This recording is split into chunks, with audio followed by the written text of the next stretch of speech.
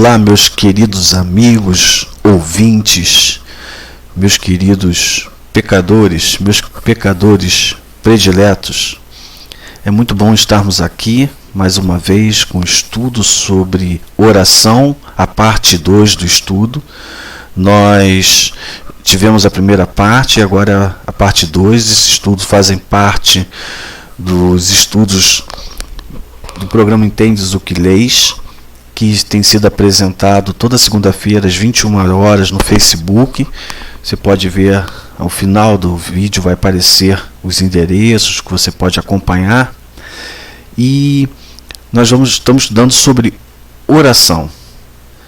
Então, no estudo anterior, na parte 1 do estudo sobre oração, nós vimos que a Bíblia apresenta sobre a oração e que ela mostra que a oração é uma forma do homem pecador buscar a Deus e que isto só é possível por meio de uma atitude de arrependimento, isto é, de um coração contrito, quando o homem busca a Deus com o coração contrito.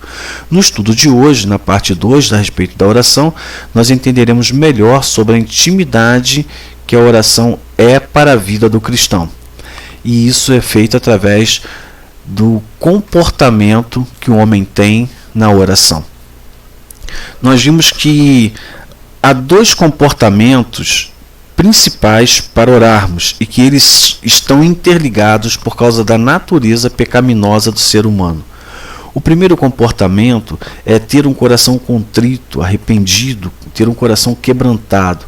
Porque é impossível que um homem que se aproxime de Deus não tenha este comportamento. O Salmo 51:17 diz isso: sacrifícios agradáveis a Deus são o espírito quebrantado. Coração compungido e contrito não desprezarás, ó Deus. Então, o salmista está dizendo que Deus não despreza um coração contrito, que Deus gosta de um espírito quebrantado, de um homem quando ele se arrepende, entende a sua pecaminosidade quando está diante dele.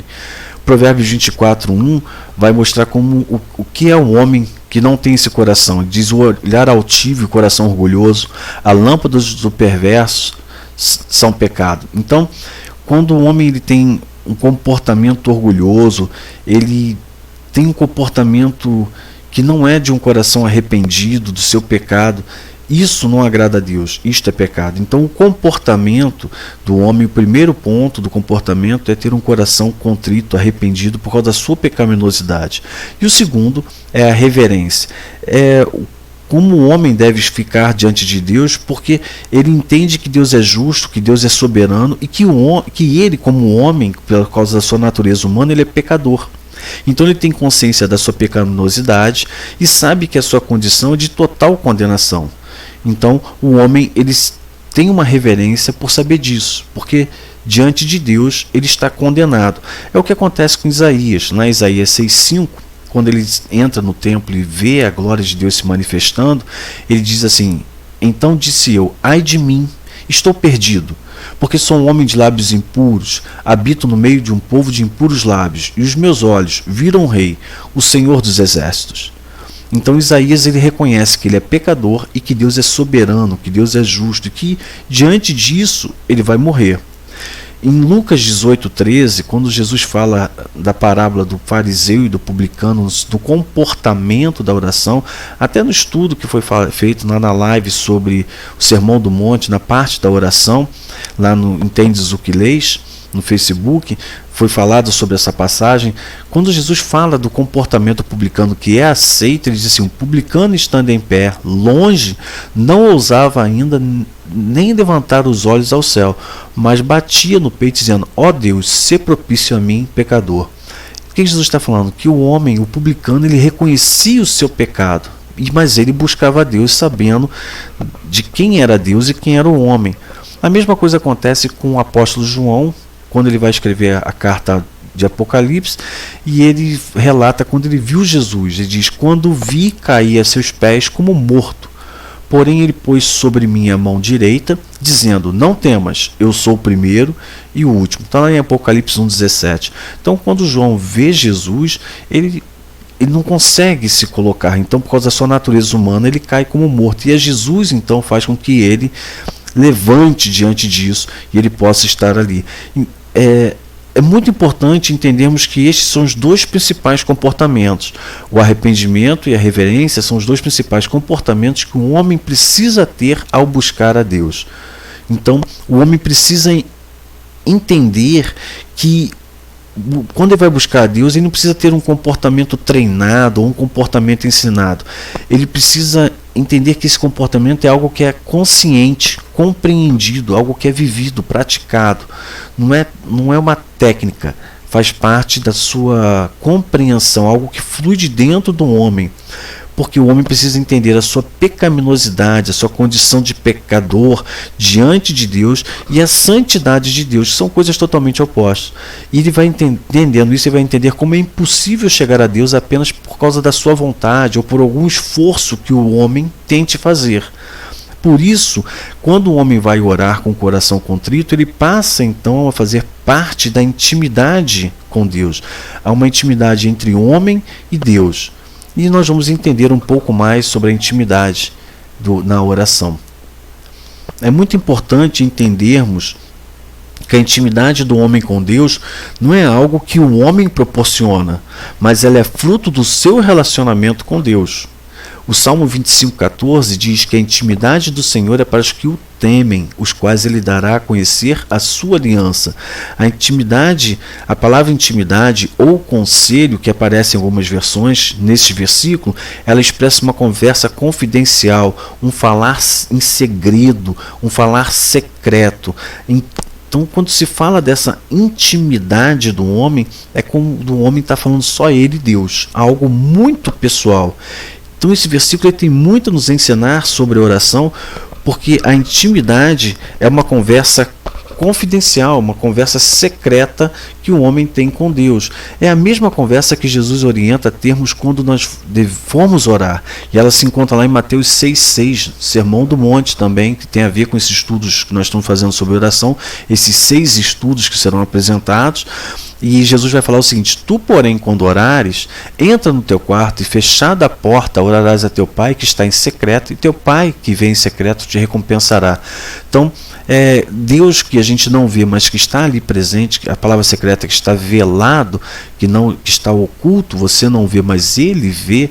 Quando você for orar, feche a porta, fique num lugar reservado para que você tenha uma intimidade, você possa sentir, perceber Deus e você possa então assim começar a se relacionar com Ele por causa do seu coração quebrantado, por causa dessa compreensão que você tem. É isso que Jesus está falando. Jesus dá orientações mais simples para os que não estavam acostumados com o rigor da cultura judaica, com o rigor do farisaísmo.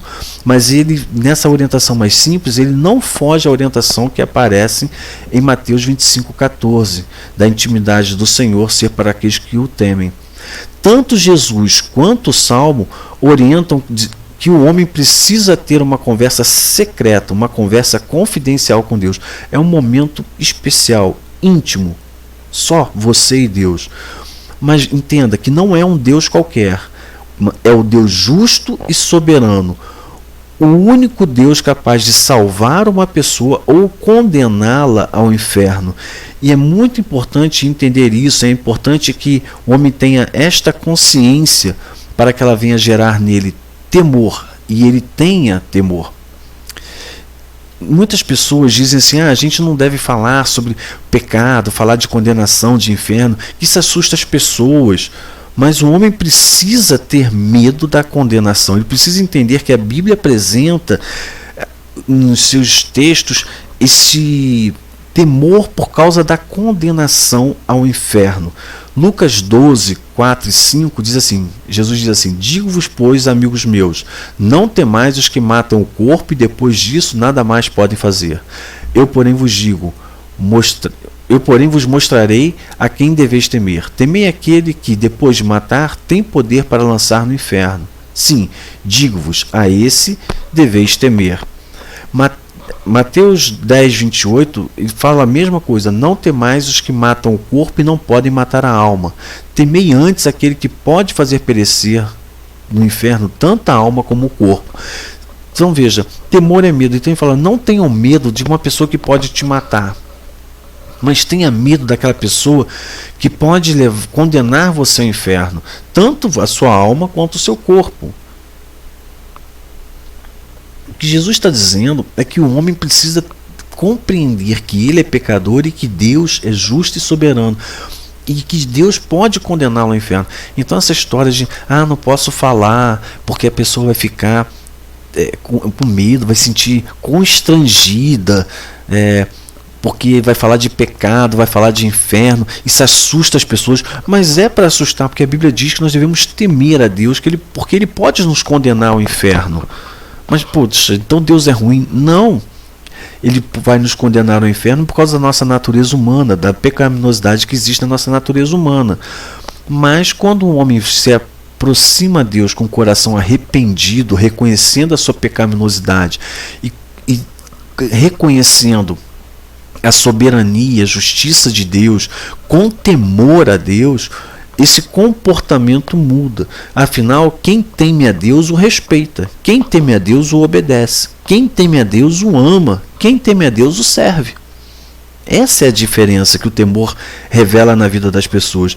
Esta pessoa que teme a Deus, um homem que teme a Deus e que procura Deus em secreto para ter uma intimidade com Ele, é para essa pessoa que é revelado a aliança de Deus. Essa aliança que Deus revela é a sua salvação.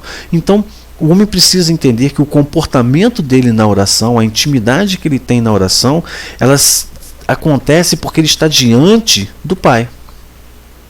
Isso é muito importante você saber. Você está diante de Deus. Deus é onipresente, está em todo lugar, mas quando você o busca, você se coloca diante dele, porque você passa a querer perceber a sua presença ao redor, no seu dia a dia, onde você se encontra. A Bíblia demonstra que nós devemos ter este comportamento. Veja, não é algo corriqueiro, algo que se faz por costume.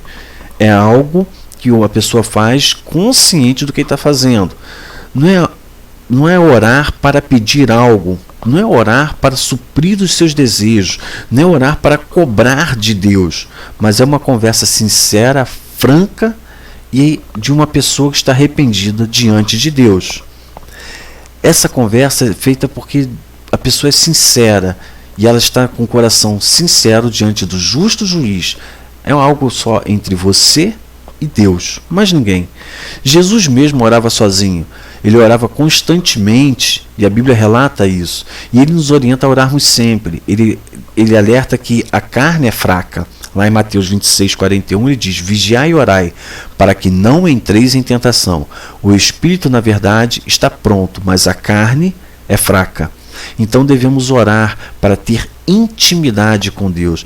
E o que acontece? Como então eu posso orar sempre, mas eu oro? Não.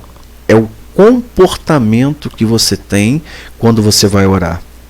Então, no estudo que nós fizemos na parte 1 da oração, nós falamos que é necessário ter um comportamento diferente, um comportamento reverente diante de Deus. E hoje nós estamos falando que nós devemos ter nesse comportamento uma conversa sincera, onde começa com o homem reconhecendo a sua pecaminosidade, compreendendo a santidade, a justiça de Deus, e ele aguarda a orientação de Deus para a sua vida. Então, o homem chega diante de Deus buscando ter intimidade, sabendo que Deus pode condená-lo ao inferno, mas por ele se arrepender pela misericórdia e a graça de Deus, então ele não vai ser condenado. Então isso é muito importante. O que você deve fazer, você deve parar para refletir diante disso, é como tem sido a sua oração. Como foi a sua oração desde a semana passada, domingo passado, dia de ontem, hoje?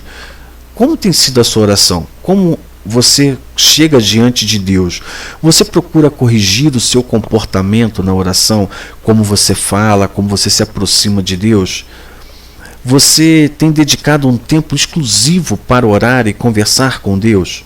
Ou você só vai e busca Deus quando você precisa de algo, quando você está com uma grande dificuldade? Você reserva tempo no seu dia a dia, indo para o seu trabalho, na sua escola? Você reserva um momento para bater um papo, para aumentar a sua intimidade com Deus? Quanto tempo você demora para orar? Quanto tempo dura a sua oração? Às vezes você demora meses, semana, porque você está esperando, aí você espera acontecer um problema, alguma coisa, aí você pede. Com muito desejo, você acha que isso é fé. Não, não é assim. Quanto mais você ora, mais você conversa, mais intimidade você tem com Deus. E quanto mais você conversa, mais dura a sua oração. Quanto tempo você tem deixado para falar com Deus? Às vezes a pessoa vai numa reunião de oração ou vai orar, ela vai numa reunião de oração, ela ora 2, 3, 4 minutos, às vezes 2 minutos e acabou. Essa é a oração dela da semana toda. Ou então ela começa a orar na hora de dormir, ela deita para orar e ela acorda no dia seguinte e não terminou a sua oração. Quanto tempo durou a sua oração? Como tem sido o seu comportamento quando você ora, quando você fala com Deus? Como está a sua intimidade com Deus? É muito importante você parar e analisar isso. Isso é algo que só você pode analisar. Eu não posso, nem outra pessoa. Só você pode analisar. Você é íntimo de Deus? Pense sobre isso, reflita sobre isso. Lembre-se que o Salmo 25,14 diz: a intimidade do Senhor é para os que o temem, aos quais Ele dará a conhecer a sua aliança, a sua salvação. Você teme a Deus? Pense a respeito disso. Como anda a sua intimidade com Deus? Reflita sobre isso nesse estudo de hoje, reflita no decorrer desse dia, dessa semana, e que você possa melhorar, aumentar a sua intimidade com Deus. E que Deus possa estar abençoando a sua vida. No próximo estudo, na parte 3, continuaremos falando sobre a oração e vamos entender um pouco mais da oração conforme a Bíblia apresenta. Que Deus abençoe e que você aumente a sua intimidade com o Senhor.